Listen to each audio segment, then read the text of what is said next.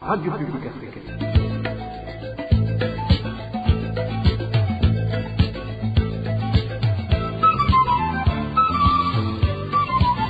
Radio Publique Africaine.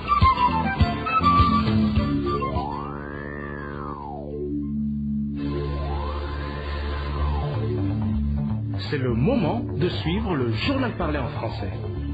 À la présentation, Josiane Mouzaned. Au sommaire de cette édition, surnombre au cachot du commissariat de la province Cibitoke, comptant déjà presque le triple de sa capacité initiale d'accueil. Cette situation inquiète beaucoup les détenus qui voient déjà leur santé se détériorer.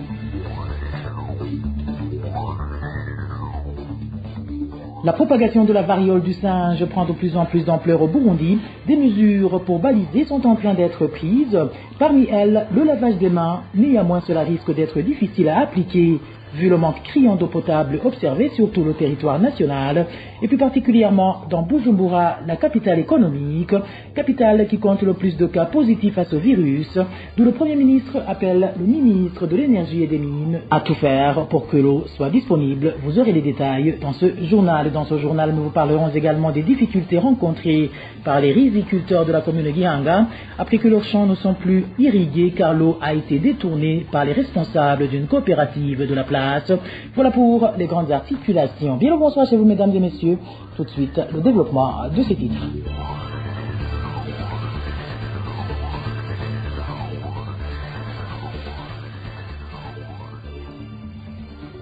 Bonsoir. Droits de l'homme, pour commencer. La santé des détenus du cachot du commissariat de la province Cibitoke est menacée par le surnombre des détenus dans ce cachot. En effet, ce cachot était destiné à accueillir 40 personnes, mais d'après les informations à notre disposition, il en compte plus d'une centaine de détenus, ce qui affecte beaucoup la santé des détenus. Le point avec Nadège Irakoz. Une peau devenue jaunâtre et les jambes gonflées sont certains des signes que présentent les détenus du cachot du commissariat provincial de Cibitoke, ce qui prouve que leur santé est menacée à cause de la surpopulation des détenus se trouvant dans ce cachot. Témoignage d'un habitant de la province de Cibitoke qui a un membre de sa famille détenu dans ce cachot qui dit que ces détenus font pitié car ils sont traités comme des animaux. Si tu visites les cachots de Cibitoke, même en s'approchant des fenêtres, tu sens que les détenus dégagent une odeur désagréable alors qu'ils ne sont pas des animaux. Les détenus sont entassés dans le cachot. Ils ne peuvent pas bien respirer car l'air ne peut pas entrer et en plus du problème de manque d'eau, leurs peaux ont commencé à devenir jaunâtres. Le cachot devait accueillir 40 personnes, mais les détenus sont plus de 150. Quand ils sont dehors, tu penserais que ce sont des visiteurs qui viennent voir les détenus à cause de leur surnombre. Ils n'ont même plus d'espace pour dormir. Ce citoyen indique également que pour pouvoir rendre visite à une personne détenue dans ce cachot, les policiers les rançonnent de l'argent car chaque visiteur doit payer une somme de plus de 5 000 francs burundais. À la barrière pour entrer, tu dois payer 2000 francs aux policiers, même si tu as montré ta carte d'identité. Arrivé au cachot, pour que le policier appelle le détenu pour le voir, tu dois payer 5000 francs et s'il accepte de diminuer la somme, c'est 3000 francs burundais. Cet habitant qui alerte pour les détenus du cachot du commissariat provincial de Cibitoke demande avec insistance à la justice de faire correctement son travail afin de diminuer le nombre surélevé des détenus vu que la plupart d'entre eux sont détenus pour des délits mineurs. Ce qu'il faut faire, c'est que la justice puisse faire son travail car ces détenus sont aussi des humains qui sont souvent détenus pour des motifs non valables. La santé de ces détenus est menacée alors qu'ils sont incarcérés injustement. Je crois que la justice est spécialement là pour rendre justice aux citoyens. À propos de cette surpopulation carcérale au cachot du commissariat de police en province de Cibitoke, la rédaction de la RPA, nous avons essayé de joindre au téléphone le président de la Commission nationale indépendante des droits de l'homme au Burundi, CNIDH, Siktovini Nimuraba, pour s'exprimer là-dessus, mais son téléphone sonnait sans que personne ne décroche. Nadège Irakoz est toujours à ce chapitre. Le secrétaire des notables des quartiers en zone Nyakabiga serait en train d'être persécuté selon nos sources. Il serait victime d'avoir dressé des rapports sur les conclusions des notables dans la résolution des litiges entre les citoyens, ce qui aurait mis à mal les intérêts de certains administratifs. Le point avec Janvier Ninina Razou. Le prénommé Ferdinand est normalement le secrétaire de l'institution des notables en zone Nyakabiga dans la municipalité de Bujumbura. Il a été à maintes reprises intimidé par les administratifs dans cette zone, reproché de dresser des rapports et comptes rendus contrairement à leur volonté et aspiration. La persécution a éclaté au grand jour lorsqu'il surgit un litige au quartier Nyakabiga 2 relatif à une maison vendue illégalement. Situation dans laquelle Ferdinand et ses collègues notables ont manifesté leur position et point de vue, comme le souligne cet habitant de la zone Nyakabiga. Ferdinand est le secrétaire de l'institution des notables en zone Nyakabiga.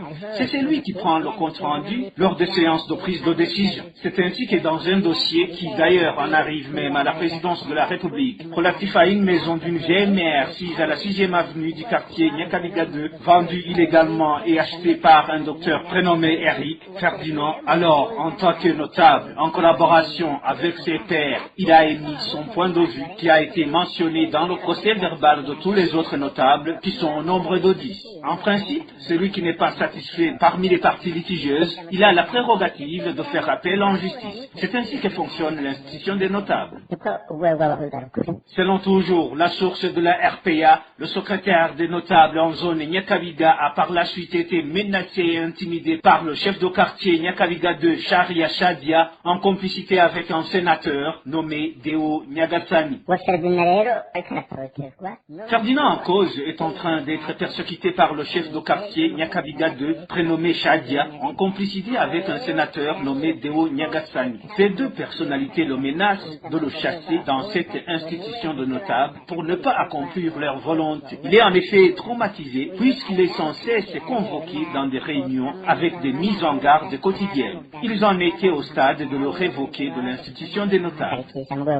Contacté sur son téléphone portable, en premier temps Shadia Sharia, le chef de quartier Nyakabiga 2, n'a pas voulu nous répondre. Mais par après, elle-même nous a appelés pour s'enquérir de l'objet de notre appel. Aussitôt qu'elle a appris que nous sommes des journalistes, Sharia Shadia nous a dit que nous étions sur la mauvaise piste et qu'elle ne sait de rien à propos de Ferdinand.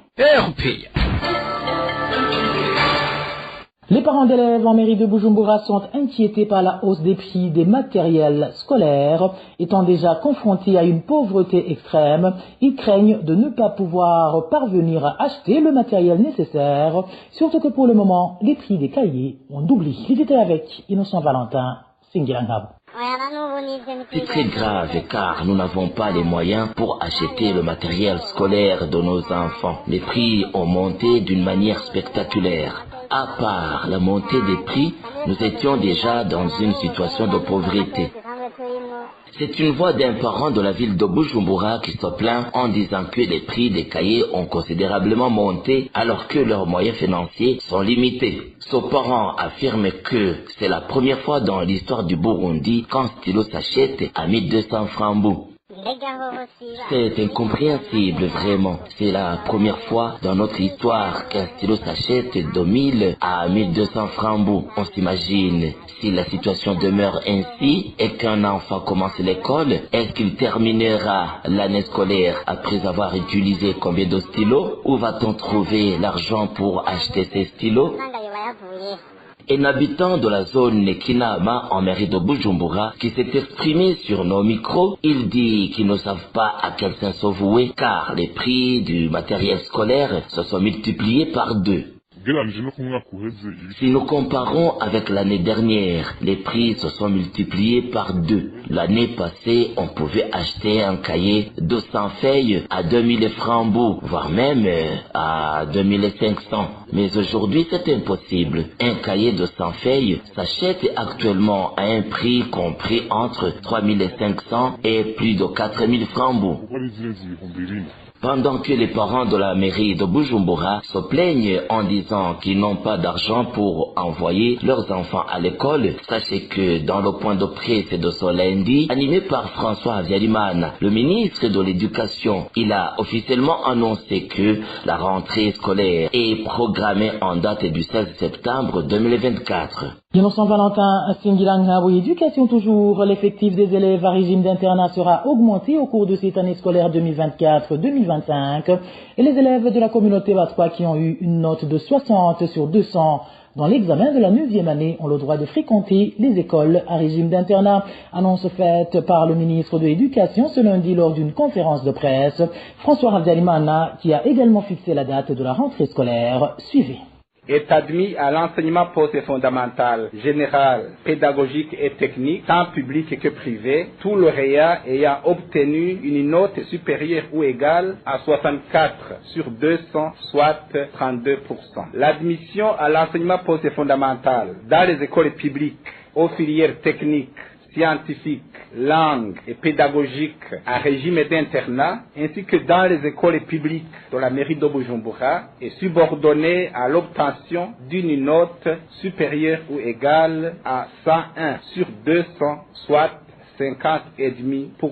Signalons que nous venons d'augmenter de 5 000 l'effectif des élèves à l'internat comparativement à ce qui se faisait les années dernières. À titre exceptionnel, tous les lauréats du concours national de la communauté batois qui ont eu au moins 64 sur 200 seront orientés dans les écoles à internat, mais peuvent aussi être orientés dans les lycées communaux s'ils le désirent. Nous invitons les directeurs provinciaux de l'éducation à venir récupérer les listes des lauréats orientés ce mercredi le 4 septembre 2024 pour les afficher dans leurs provinces respectives. Nous invitons également les élèves concernés à consulter ces orientations pour mieux se préparer à la rentrée scolaire 2024-2025 qui aura lieu le 16 septembre 2024. La province aussi vient en première position pour le taux de réussite du concours national de la 9e année de l'école fondamentale avec un pourcentage de 97,16% et la mairie de Bujumbura est en dernière position avec un taux de réussite de 67,54%. Et la réaction de la Fédération nationale des syndicats du secteur de l'enseignement au Burundi, FENASEB en sigle, ne s'est pas fait attendre. Selon le président de la dite fédération, la note fixée par le ministère de l'Éducation pour donner accès aux élèves du cycle fondamental d'entamer le cycle post-fondamental est très minime, ce qui va se répercuter sur les enseignants qui vont les prendre en charge. Suivez Antoine Manouma, il est le président de la FENASEB. Ce lundi 2 septembre 2024, le ministre de l'Éducation nationale et de la recherche scientifique a rendu public la note minimale qui donnera accès aux lauréats de la 9e année fondamentale à l'enseignement post-fondamental. Il s'agit de 64 sur 200, c'est-à-dire 32%. Au cas où le concours national aurait été bien choisi, cette note serait très faible si on considère la complexité et la difficulté des disciplines enseignées au poste fondamental. Les lacunes enregistrées antérieurement constituent un fardeau pour l'enseignant qui assure le relais parce qu'il est appelé à fournir plus d'efforts pour apporter une remédiation nécessaire. Même si les premières années de l'enseignement post-fondamental freinent beaucoup d'élèves suite à la complexité des matières enseignées, l'enseignant est dans l'obligation d'œuvrer pour façonner des candidats capables d'affronter l'enseignement supérieur. Nous demandons aux enseignants de garder le courage de rester au service de la nation. Le président de la FENASEB a profité de l'occasion pour demander au gouvernement de revoir sa politique salariale concernant les enseignants, car cette dernière n'a apporté aucune valeur ajoutée à leur situation. Encore une fois, Antoine Manouma. Toutefois, nous voudrions rappeler au gouvernement que les mêmes enseignants ne sont pas satisfaits de la politique salariale qu'il a initiée, car les avantages qu'ils en ont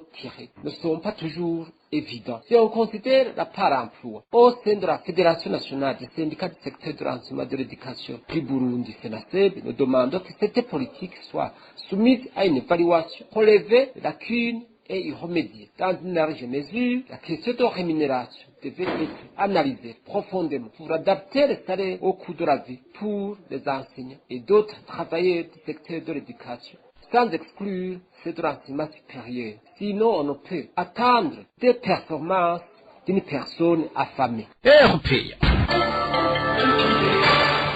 Je vous le disais en titre, le Premier ministre Gervin Dirakobucha a interpellé le ministre de l'Énergie et des Mines pour qu'il redouble d'efforts afin que l'eau ne soit plus un problème en mairie de Bujumbura. Un appel lancé après l'annonce de la gravité de la variole du singe.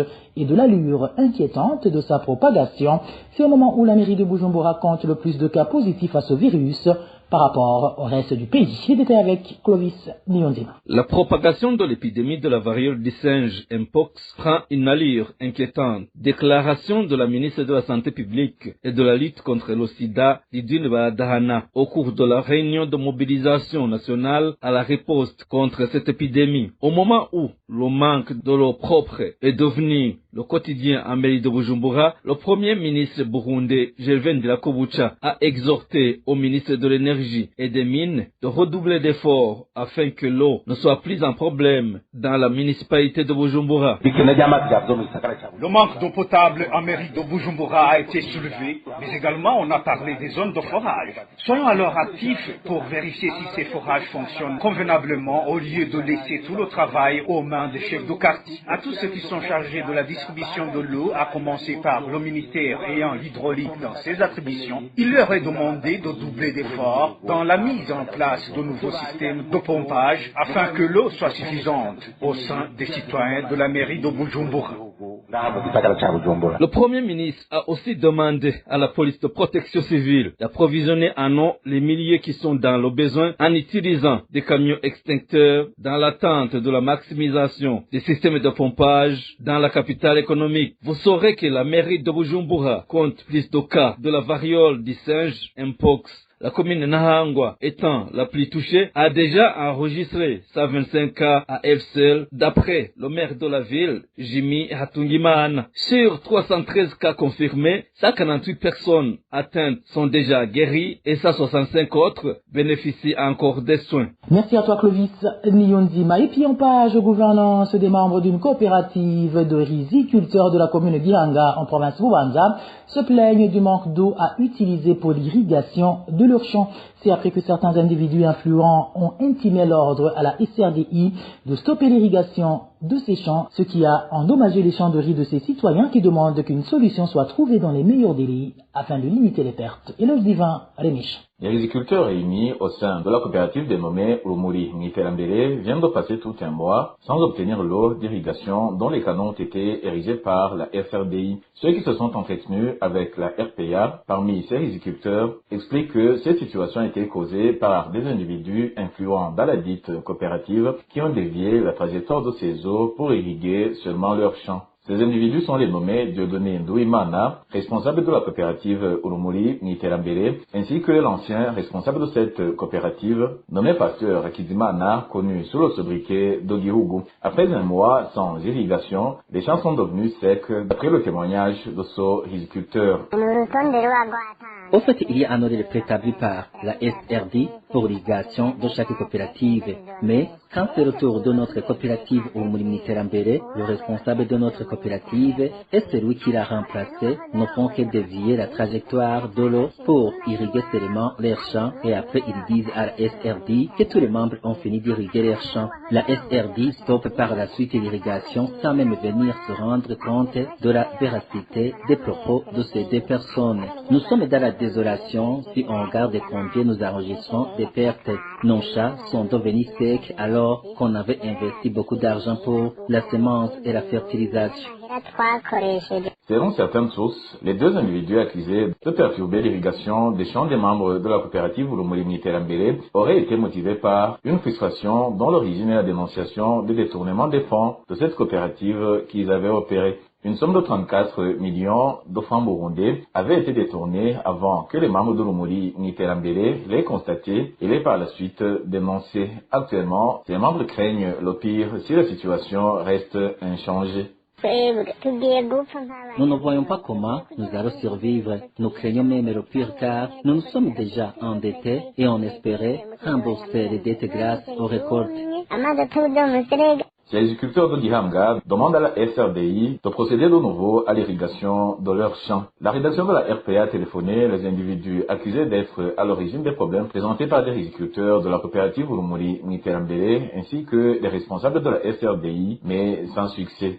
Éloge Divin Rémiche, le directeur général de l'Office pour le développement du café ODK en sigle, tranquillise les caféiculteurs et leur promet que le budget affecté au paiement des quantités vendues être disponible. Au cours d'un point de presse animé ce lundi 2 septembre 2024, Jean de Dieu Niyindabila a indiqué cependant que les caféiculteurs qui vont percevoir des montants supérieurs à 3 millions de francs burundais doivent attendre la vérification de l'origine des quantités vendues. De plus, cette autorité met en garde ceux qui sont passés outre la réglementation de la collecte du café et leur fait savoir qu'ils seront sanctionnés. Suivez plutôt Jean de Dieu Niyindabila, il est le directeur général de l'ODECA.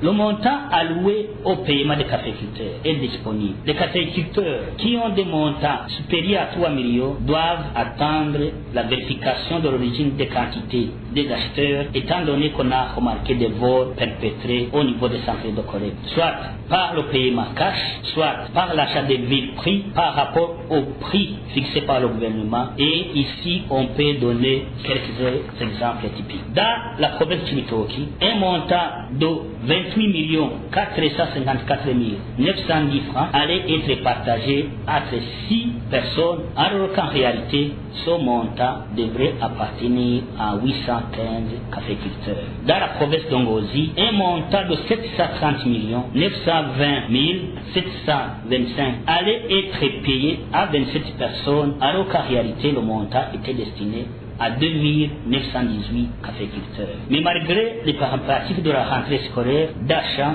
des engrais pour la saison 1, nous demandons aux caféiculteurs d'user de leur patience pour que ODECA puisse les remettre dans leurs droits en tant que caféiculteurs. Tous ceux qui ont passé à côté la réglementation en vigueur relative à la collecte du café cerise, à la production du café full washed, miel et naturel seront punis conformément à la loi en vigueur. Et voilà, mes fidèles de la RPA, c'est par ici que prend fin le journal en français de ce mardi 3 septembre 2024. Merci à vous qui nous avez prêté une oreille attentive. Merci également aux équipes rédactionnelles et techniques pour leur franche et parfaite collaboration. À la présentation de ce journal, vous étiez avec Josiane Mozaneza. Passez de bons moments chez vous. Au revoir.